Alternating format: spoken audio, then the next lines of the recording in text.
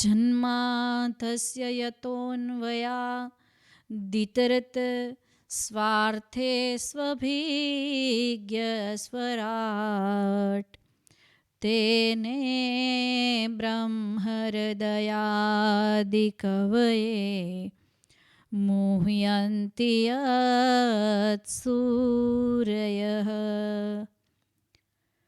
તેજો ભારી મૃદામ યથા વિનિમયો યત્ર ત્રિસર્ગો મૃષા ધામ્ના સ્વેન સદા નિરસ્તકુહકમ સત્યમ પરમ ધીમહિ સત્યમ પરમ ધીમહિ.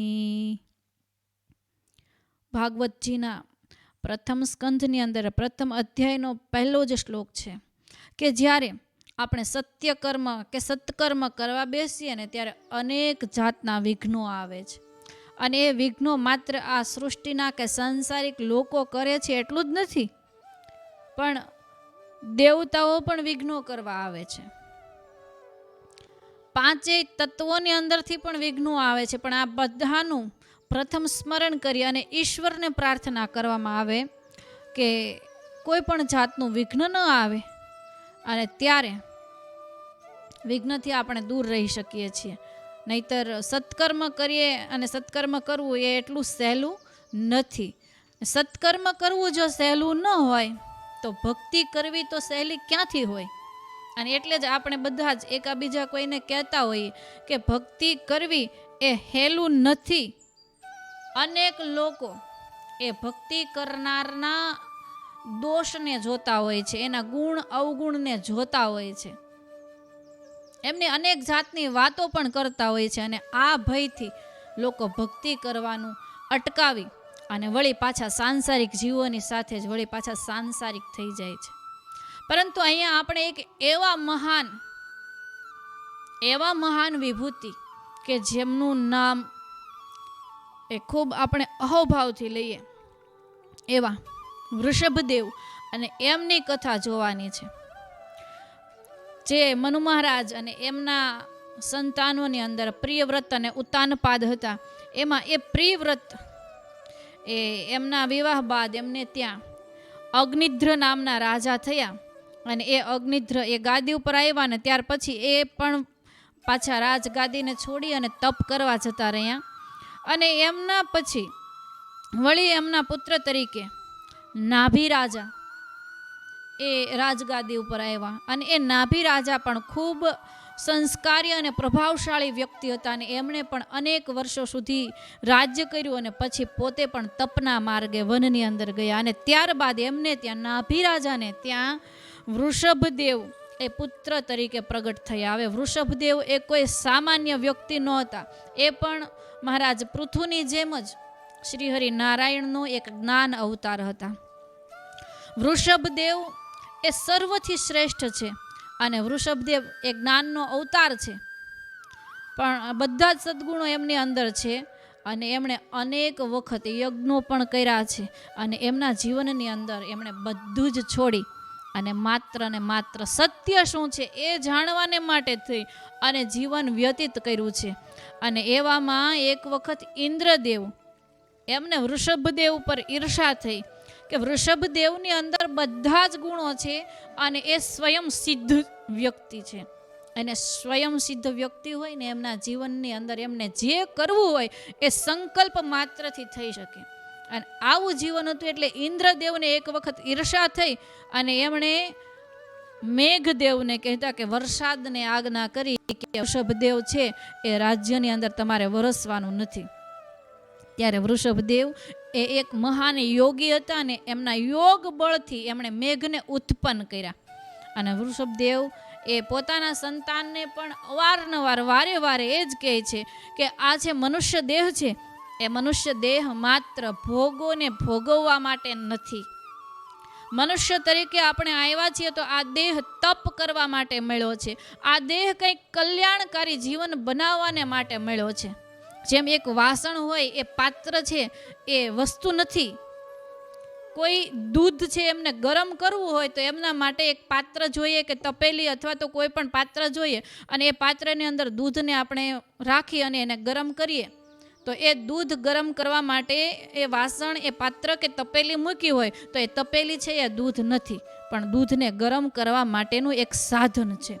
તો આત્મા છે એ દેહ નથી, પણ આત્માને શુદ્ધ કરવા માટે, વધારે અને વધારે પ્રભાવશાળી બનાવવા માટે જે કોઈ પણ વસ્તુ જોઈએ તો એ વસ્તુ એ શરીર છે, આ દેહ છે. અવારનવાર એ પોતાના સંતાનોને ખૂબ સારો ઉપદેશ આપતા કે જે તપ નથી કરતા એનું પતન થાય છે. તપના શબ્દને અવળો કરો, ઉલટાવો એટલે પતન થાય છે. તપ ન એટલે પતન. તો એમ એ પોતાના સંતાનોને કહે છે કે તમારું પતન ન કરવું હોય, મનુષ્ય જીવન તરીકે એ અવતારની અંદર માણસ તરીકે થઈને આવ્યા છીએ તો ફરી પાછા મનુષ્યના જન્મને, એ પણ એમનીથી ઊંચી ગતિના જન્મો જો લેવા હોય તો તપ કરવું એ આવશ્યક છે. દેહ સાથેનો પોતાનો મોહ છે, આત્મા અને દેહને જે મોહ છે એ મોહ છોડવો એ આવશ્યક છે.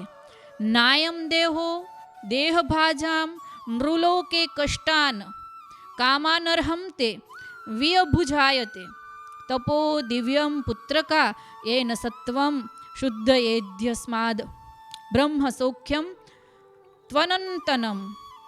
એટલે કે માનવ શરીર છે એ તપ કરવા માટે છે, સંસારના સુખને માત્ર ભોગવવા માટે નથી. સંસારના સુખોને ભોગવવા માટે તો પશુ પક્ષીઓ પણ શરીરથી એ ભોગવે છે, પણ માણસ એક જ એવો છે કે એમને જ્ઞાન છે કે આ દેહે કરી અને તપ કરવું જોઈએ, અને જે તપ નથી કરતા એમનું પતન થાય છે. અને આ મહામૂલો કે મૂલ્યવાન છે, દેવતાઓને પણ દુર્લભ આ મનુષ્ય દેહ છે. દેવતાઓને પણ સત્કર્મો જ્યારે કરવા છે, જોજો સ્વર્ગની અંદર જીવ એ સત્કર્મો કરી અને ત્યાં પહોંચે છે, પણ સ્વર્ગની અંદર ફરીને પાછા ન્યાને ત્યાં રહી અને સત્કર્મો કરી શકતા નથી. કોઈ પણ લોકની અંદર દેવતાઓ વાસ કરે છે, એ લોકની અંદર એ સત્કર્મો કરી શકતા નથી.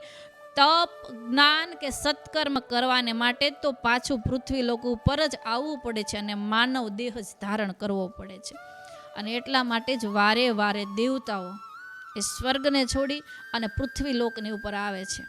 જેમ આપણી પાસે ધન હોય, ધન આપણે કમાણા હોય અથવા તો ધાન્ય હોય, તો એ ધાન્યને માટે આપણે ખેતી કરવી જ પડે છે.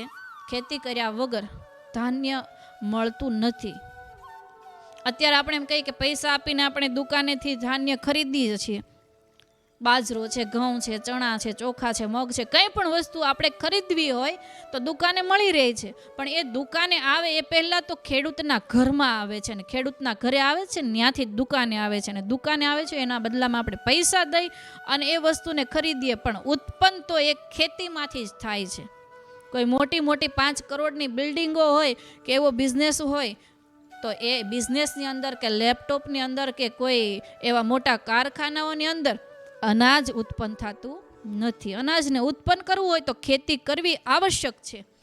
એમ સત્કર્મ વધારવું હોય, સત્કર્મને વધારે ને વધારે એ બનાવવું હોય તો મનુષ્ય જન્મ લેવો એ આવશ્યક છે. તો એમ દેવતાઓને પણ દુર્લભ છે આ મનુષ્ય દેહ, અને એટલા માટે થઈ અને વૃષભદેવ એ પોતાના સંતાનોને વારે વારે શિખામણ આપે છે, સમજાવે છે કે આ મનુષ્યનો દેહ છે એ વિષયોમાં વેડફી નાખવા માટેનો નથી. બધાની અંદર, દરેક જીવની અંદર પ્રભુ છે, પરમાત્મા છે એવું વિચારો અને દરેક જીવની સેવા કરો, દરેકની મદદ કરો. જીવ માત્ર ઉપર દયા રાખો અને કોઈ પણ જીવની હિંસા કરવી નહીં.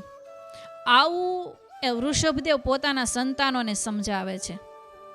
જ્ઞાની અને પરમહંસોએ જગતમાં કેમ રહેવું જોઈએ એ બતાવવા માટે જ વૃષભદેવે સર્વનો સંગ એને છોડી દીધો છે, સર્વનો ત્યાગ કર્યો. અને વસ્તુઓનો ત્યાગ કરવો કે વ્યક્તિઓનો ત્યાગ કરવો ને એ બહુ સહેલી વસ્તુ છે. સાધુ થતા ઘણાને આપણે જોયા છે કદાચ ક્યારેક કોઈ અડચણ હોય, કોઈ પરિસ્થિતિ વિપરીત થઈ ગઈ હોય તો પણ મન એકદમ વૈરાગ્યની તરફ વળી જાય, અને એ વૈરાગ્ય તરફ વળેલું મન એ વ્યક્તિને સાધુ કે સંત થવા પ્રેરિત કરી દે છે. કોઈ એવી એક ઘટના બની જાય કે એ ઘટનાને કારણે વ્યક્તિ પોતાના જીવનને સંતપણામાં ફેરવી દે છે. પરંતુ ઘર, પરિવાર, સંસાર આ બધા સુખને છોડવું એ સહેલું છે, પણ જ્યારે સંત બન્યા પછી, સાધુ બન્યા પછી, કે તપસ્વી કે યોગી બન્યા પછી જ્યારે ઈશ્વર તરફથી જે માયાઓ આવે છે, એ માયાઓ સિદ્ધિ સ્વરૂપે આવે છે, અને એ સિદ્ધિને છોડવી એ બહુ અઘરી છે. આજે ઘણા એવા સાધુઓ છે, ઘણા સંતો છે કે જેમની પાસે અઢળક સિદ્ધિઓ છે, અને એ સિદ્ધિ બતાડવાને માટે થઈને પોતાના તપને વેડફી નાખે છે. અને ઘણા સંતો એવા છે કે પોતાની પાસે અઢળક સિદ્ધિઓ આવે છે, પણ એ સિદ્ધિઓને સામું પણ એ જોતા નથી. કેમ તો કે એમનું એક જ લક્ષ્ય છે કે સિદ્ધિઓ નહીં, માયા નહીં, પણ માયાપતિ જોઈએ છે. અને એટલા માટે બધી સિદ્ધિઓને ઠુકરાવતા ઠુકરાવતા આગળ વધે છે, અને એમને પરમહંસ કહેવામાં આવે છે. હંસ અને પરમહંસ વચ્ચેની એક બહુ નાની એવી પણ પાતળી ભેદ રેખા છે. જ્યારે કોઈ સિદ્ધિ આવી જાય તો એ વ્યક્તિની અંદર અહંકાર આવી જાય છે.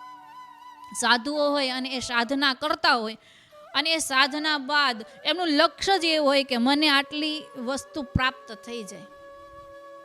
એક બે ગુરુ ભાઈ હતા, અને એ બંનેની પાસે ખૂબ સારું એવું સાધના માર્ગ હતો. ગુરુએ બધી જ વસ્તુઓ બંનેને શીખવાડી, અને ત્યારે એ બંનેની વચ્ચે સ્પર્ધા થઈ. હવે એક જે છે એમનામાં પરમ ભાવ એવો છે કે સદગુણ છે, દરેકના માટે કલ્યાણ કરવું એ જ એમના મનનો ભાવ છે. અને બીજો જે શિષ્ય છે એમને પહેલેથી એવું લાગતું હતું કે ગુરુએ આને કંઈક વિશેષ શીખવાડી દીધું છે, અને એમની પાસે મારા કરતાં વિશેષ કલા છે, એટલે ગુરુએ અમને કંઈક વધારે આપી દીધું અને મને કંઈક ઓછું રાખ્યું છે. ભેદભાવ ગુરુએ કર્યા છે. આવો વિચાર કરી અને પેલો જે શિષ્ય હતો ને, જે સદગુણી, એમની ઈર્ષ્યા હંમેશા કરે રાખે છે. જે સદગુણી શિષ્ય હતા એમની પાસે અઢળક માણસો આવે છે, એમના પ્રેમ લક્ષણને જોઈને જીવનની અંદર દરેકના માટે સમભાવ છે. જેવો અહીંયા વૃષભદેવ પોતાના સંતાનોને કહે છે ને, એવો જ ભાવ દરેક જીવના ઉપર દયા, દરેકની સાથે કરુણાથી રહેવું, આવા લક્ષણો એમનામાં છે. અને એવો શિષ્ય જે છે એ થોડા સમયની અંદર સમાજની અંદર લોકોમાં ખૂબ પ્રખ્યાત અને લોકપ્રિય બની ગયો. અને બીજો જે શિષ્ય છે એમના મનની અંદર આ પહેલા શિષ્ય પ્રત્યેની ઈર્ષ્યા ભાવ છે. એટલે એ વારે વારે એવું વિચારે છે કે મારા ગુરુએ કંઈક એના વિશેષ આપ્યું છે ને મને કંઈક ઓછું આપ્યું છે. અને ત્યારે એ વિચાર કરે છે કે મારે એવી સિદ્ધિ લેવી છે, એવી સિદ્ધિ મેળવવી છે કે પેલો જે શિષ્ય છે ને એની સામૂહિક કોઈ ન જોવે, પણ બધા જ મારી પાસે જે સિદ્ધિ છે એને જોઈ અને મારા ચરણોમાં પડી જાય. આવા વિચાર કરીને એ પેલો શિષ્યની ઈર્ષા કરનારો બીજો શિષ્ય એ તપ કરવા બેસી ગયો. થોડા વર્ષો બાદ ભગવાનનો એમને સાક્ષાત્કાર થયો અને વરદાન માંગવાનું કીધું. ત્યારે એ શિષ્ય એવું માંગે છે કે હું એવું શું માંગુ, એવી કઈ વસ્તુ મારી પાસે હોય કે જેથી કરીને આ સમાજના બધા લોકોના મન ઉપર મારો પ્રભાવ છવાઈ જાય, પહેલા વ્યક્તિને બધા ભૂલી જાય અને મારી જય જયકારને વાહવાહી થવા લાગે. વિચાર કરી કરી કરી કરી અને એ શિષ્યએ માંગ્યું કે પાણી ઉપર હાલવું એ તો બહુ આશ્ચર્યજનક છે, લોકોને તરતા આવડે, તરી શકાય, પણ પાણી ઉપર ચાલવું એ બહુ અઘરી વસ્તુ છે. એટલે એણે વિચાર કરી ભગવાન પાસે માંગ્યું કે ભગવાન, તમે જો પ્રસન્ન થયા છો અને મને કંઈ આપો છો તો એવા આશીર્વાદ આપો કે હું જ્યારે પાણીનું પૂર હોય કે ગમે સરોવર હોય કે ક્યાંય પણ પાણી ભરેલું હોય એમના ઉપર મારા પગથી ચાલીને સામે કાંઠે જઈ શકું. ભગવાન મુસ્કરાણા કે આ વ્યક્તિએ 10 વર્ષ તપ કર્યું અને એ 10 વર્ષે તપની બાદ એને ફળ મળ્યું કે મારા સાક્ષાત દર્શન થયા અને મેં આશીર્વાદ આપવાની પણ વાત કરી. તો ત્યારે વરદાન માંગવામાં આ કેટલી ભૂલ કરે છે. એક સામાન્ય એવી વાત માંગી કે પાણીની ઉપર હું ચાલી શકું, કે છે કાંઈ નહીં, તારી જેવી ઈચ્છા. ભગવાન એમને આશીર્વાદ આપે છે. તથાસ્તુ કહી અને ઈશ્વર અંતર ધ્યાન થયા. અને થોડો સમય થયો અને બરાબર દુષ્કાળ જેવી પરિસ્થિતિ થઈ હવે દુષ્કાળ જેવી પરિસ્થિતિમાં પહેલા વ્યક્તિને જે મળ્યું વરદાન, એ વરદાનનું શું મહત્વ? દુષ્કાળમાં ક્યાંય પાણી જ ન હોય તો પાણીમાંથી હાલવાનું તો ક્યાં રહ્યું?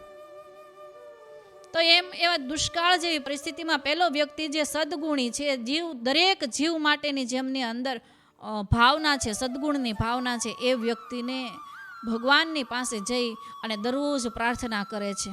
આંખની અંદર આંસુ ઉભરાઈ જાય છે કે હે ભગવાન, આવો કપરો કાળ છે ને, આ કપરા કાળની અંદર પણ મારી અંદરની જે ભાવના છે કે લોકોને માટે મદદરૂપ થવું, એ ભાવના મારી તૂટે નહીં. એવું મારા ઉપર પ્રભુ તમે કૃપા કરજો.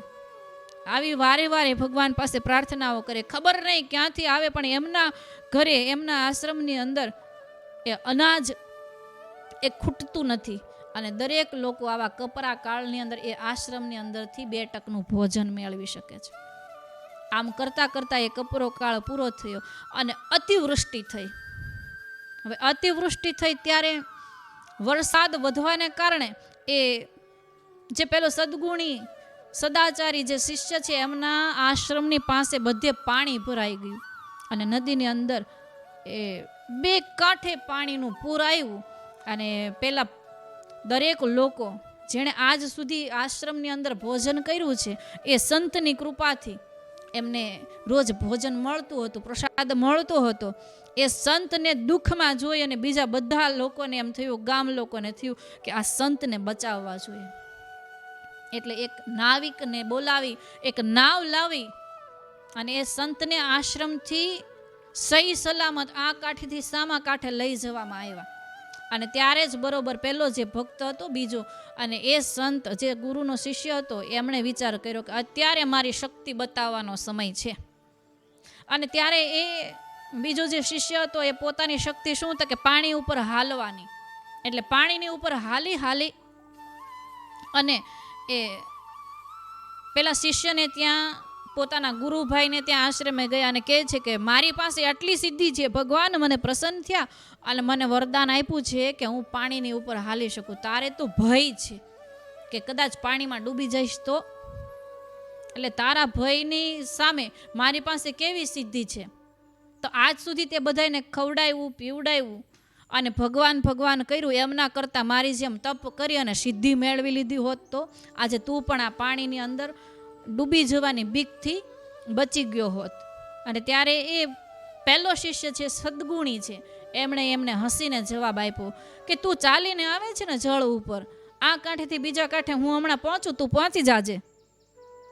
બંને શિષ્ય એ કહે છે કે તું સામે કાંઠે પહોંચે ને ત્યારે આપણે 2 વાત કરશું. અને ત્યારે પેલો સદગૃહસ્થ, સદ ભાવવાળો શિષ્ય છે, એ નાવની અંદર બેસી બીજા લોકો એને સામે કાંઠે લઈ જાય છે.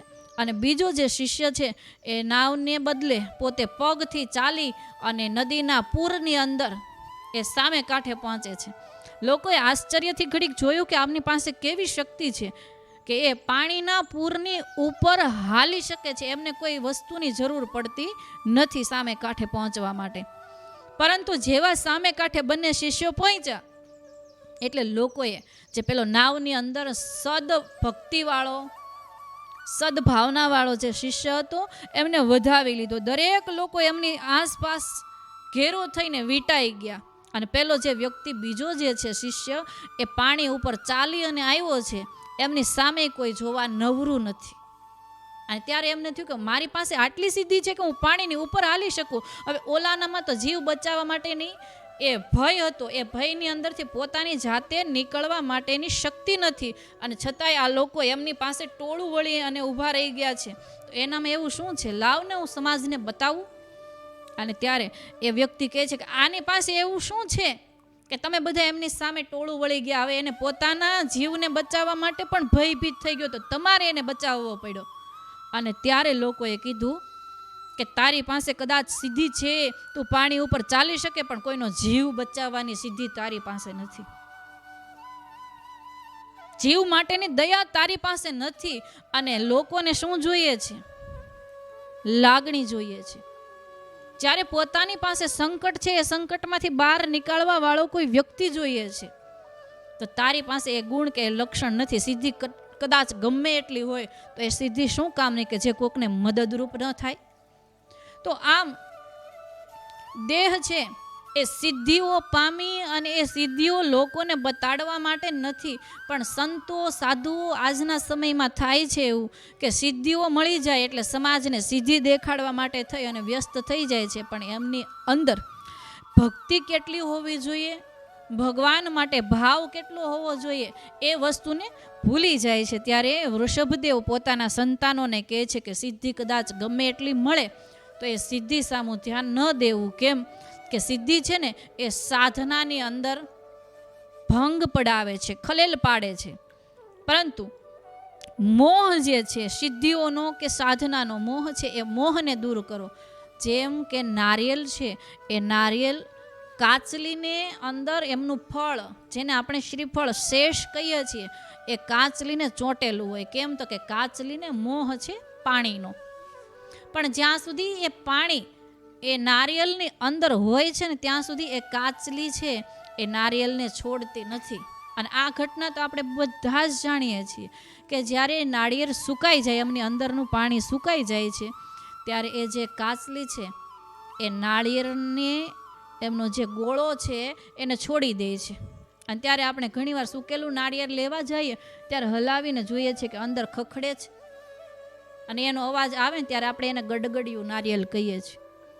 કેમ તો કે એમની અંદર પાણી બળી ગયું છે, સુકાઈ ગયું છે, અને પાણી સુકાણું એટલે જે કાચલી છે એ કાચલીએ મોહ છોડી દીધો. મોહ છોડ્યો એટલા માટે થઈ અને એ કાચલી અને નાળિયેર વચ્ચેની જે એક પકડ હતી એ પકડને છોડી દીધી. તો દેહ છે એ જ્યાં સુધી વિષયની વાસનાઓની અંદર રમતો હોય છે ત્યાં સુધી દેહ અને આત્મા એ બે જોડાયેલા રહે છે. પરંતુ જ્યારે વિષયની વાસનાઓને છોડી દેવામાં આવે તો દેહ ભાવ મટી જાય છે અને આત્મા ભાવ જાગૃત થાય છે.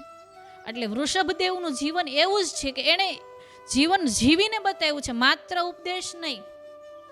ઘણા અત્યારે એવા છે કે ખાલી ઉપદેશ આપે પણ જીવનમાં પોતે પણ બીજું જ જીવતા હોય, પોતે વાસનાઓમાં ફસાયા હોય અને બીજાઓને કહે છે કે વાસના કે સંસારિક સુખ આ બધી વસ્તુ ખોટી છે.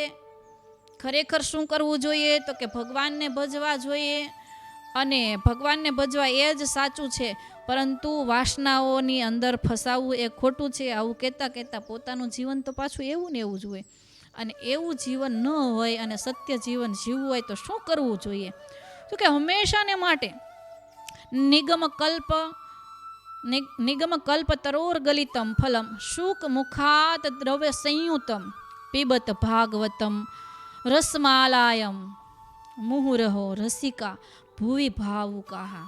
હંમેશાને માટે થઈને જે શુકદેવજી દ્વારા કહેવાયેલી આ ભાગવત કથા છે, એ ભાગવત કથા રૂપી ફળ છે. એ ફળને હંમેશા ચાખ્યા કરવું જોઈએ, એ ફળનો રસનો સ્વાદ હંમેશા લીધા રાખવો જોઈએ. કેમ તો કે જે શુક છે એમને આપણે પોપટ પણ કહીએ છીએ. પોપટ દ્વારા જે ફળ ચાખવામાં આવ્યું હોય એ અત્યંત મીઠું જ હોય, એમાં પછી કોઈ વસ્તુ વિચારવા જેવી જ ન હોય. તો આ ભાગવત છે એ શુકદેવજી દ્વારા પરીક્ષિતને કહાયેલું છે. તો એ શુકદેવજી દ્વારા કહેલી આ જે ભાગવતજી છે અત્યંત રસવાળી અને મધુર કથા છે કે એમનું જ્યાં સુધી આસ્વાદન કરીએ, એટલે કે એમને જ્યાં સુધી આપણે સાંભળીએ કે શ્રવણ કરીએ કે પછી એમનું મનન કરીએ, ત્યાં સુધી આપણા મનની અંદર જ્ઞાન, ભક્તિ અને વૈરાગ્ય આ ત્રણમાંથી કોઈ એક લક્ષણ તો ચોક્કસ રહેવાનું જ છે. અને એટલા માટે જ કહ્યું છે કે શતમ વિહાય ભોક્તવ્યમ સહસ્ત્ર સ્નાનમ આચરેત લક્ષમ વિહાય દાતવ્યમ કોટિક ત્યજત્વામ હરિ ભજેત. એટલે કે 100 કામને પડતા મૂકી દેવા પણ ભોજન પહેલા કરી લેવાનું. પછી કે 1000 કામને પડતા મૂકી દેવાના પણ એ કામ શું તો કે સ્નાન કરવાને માટે. એટલે કે ભોજન કરવું આવશ્યક છે, ત્યારબાદ દેહ શુદ્ધિ કરવી આવશ્યક છે. એટલે કે 1000 કામ હોય તો એના સમયે સ્નાન તો કરી જ લેવું જોઈએ. અને લાખોય કામ છોડી અને દાનનું ટાણું આવે, ક્યારેક એવી પરિસ્થિતિ આવે કે દેશ ઉપર અથવા આજુબાજુમાં કોઈ એવા લોકોને કે જે જરૂરિયાતમંદ છે એવા લોકોની જાણ થાય તો ત્યારે 1000 કામ પડતા મૂકી અને લાખોય કામ પડતા મૂકી અને દાન દેવા માટે તત્પર થઈ જવું જોઈએ. અને આમ બધા કામ કરવામાં કરોડ કામ આપણી સામે પડ્યા હોય ને તો એ કરોડ કામને પહેલાં છોડી દેવાના, એક બાજુ મૂકી દેવાના, પણ હરિ ભજવાનો જે સમય છે, ભગવાન ભજવાનો જે સમય છે, અને એ સમયને ક્યારેય પણ જાતો કરવો જોઈએ નહીં. એટલે એ સમયનો સદુપયોગ કરી લેવો જોઈએ. કેમ કે મનુષ્ય તરીકેનો જે દેહ છે એ આપણને મળ્યો છે, પણ ફરી મળશે કે નહીં ખબર નથી.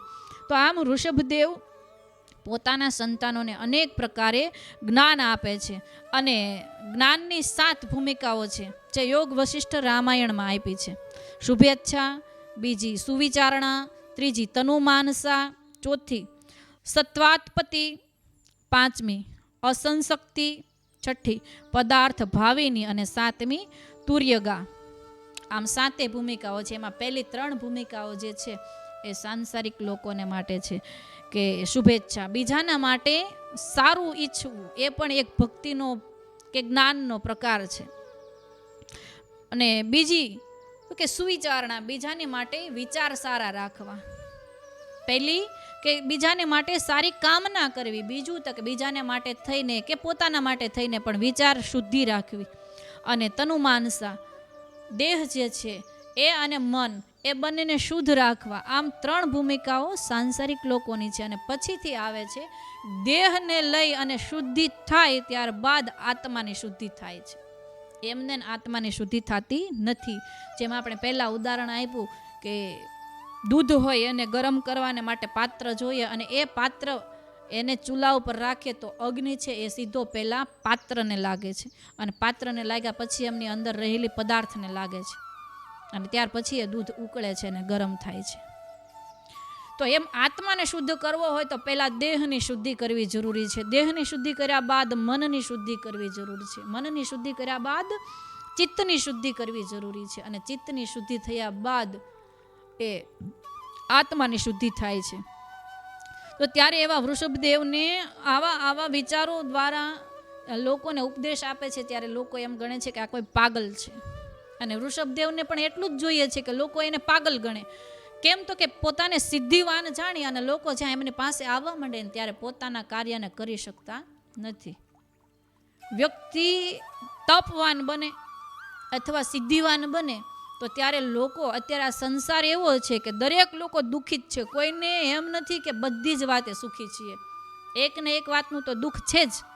તો એ દુઃખને દૂર કરવા જે વ્યક્તિ સિદ્ધિવાન છે, અથવા તો જે વ્યક્તિ પાસે કંઈક તપ છે, પોતાની પાસે કંઈક ક્ષમતા છે, એમના સાનિધ્યમાં જવાની લોકોને હંમેશાને માટે તત્પરતા હોય. અને લોકો પોતાના દુઃખને લઈને આવે. દુઃખને દૂર કરવા માટે ભક્તો હોય અથવા જ્ઞાની હોય કે યોગી હોય, એમનું જીવન પહેલી વસ્તુ તો એક કરુણામય હોય છે. અને એ કરુણાવાન એવા વ્યક્તિની પાસે કદાચ કોઈ દુઃખ લઈને આવે તો એનું દુઃખ દૂર ન થાય ત્યાં સુધી પહેલા વ્યક્તિને શાંતિ ન હોય. અને એના દુઃખને દૂર કરવા માટે પોતાના સમયને એણે એમાં વાપરવો પડે. તો જેટલો સમય છે એટલો સમય ભગવત ભજનમાં, ઈશ્વર પ્રાપ્તિમાં અને એમાં જ લગાડવા ઈચ્છનાર એવા વૃષભદેવ એ એવું ઈચ્છે છે કે કદાચ લોકો પાગલ ગણે તો ભલે ગણે, પણ લોકોની ભીડ મારી પાસે ઓછી થશે. અને ત્યારબાદ એ જીવન એવું જીવે છે કે ઘાસ હોય તો ઘાસને પણ પોતે ચાવવા માંડે છે. લોકોને એમ થાય કે આ પાગલ છે એટલે લોકો એને મારે છે. લોકોનો માર ખાય ત્યારે એમ કહે છે કે મારો મારો, મને શું વાગવાનું છે. કેમ તો કે આ દેહ છે એ હું નથી, અને હું છું એ દેહ નથી. દેહને તમે મારો છો અને મને કંઈ વાગતું નથી. હવે આવી વાતો કરે ત્યારે લોકોને એમ થાય કે આ ખરેખર પાગલ છે કે ઉચ્ચ પ્રકારના જ્ઞાની છે, ખબર પડતી નથી. આમ વૃષભદેવનું જીવન એ હંસ ગતિને મૂકીને પણ પરમહંસ ગતિએ પહોંચેલું છે. અને આવા વૃષભદેવ એ એમના વંશની અંદર આગળ જતા પણ જે મહારાજ ભરત થયા, અને એ ભરતના નામથી આપણા આ ભારત ખંડનું નામ પડ્યું છે. એવા વંશ પરંપરા એ ત્યાંથી આગળ વધવાની છે કે જેવું એ વડીલ છે, જેવો વડલો છે, એવા જ એના પાન હોય ને એવા જ એના ફળ હોય. એના જેમ કે વૃષભદેવ છે, વૃષભદેવ પછી એમના વંશની અંદર અનેક એવા યોગીઓ થયા, અનેક એવા એના સંતાનો થયા કે જેમના નામ આજે પણ આપણે ભારત વર્ષની અંદર એ કંઈક એવા ભાવથી લઈએ છીએ કે એમના કારણે આપણે છીએ તો આપણને પણ ગર્વ અને ગૌરવ થાય છે.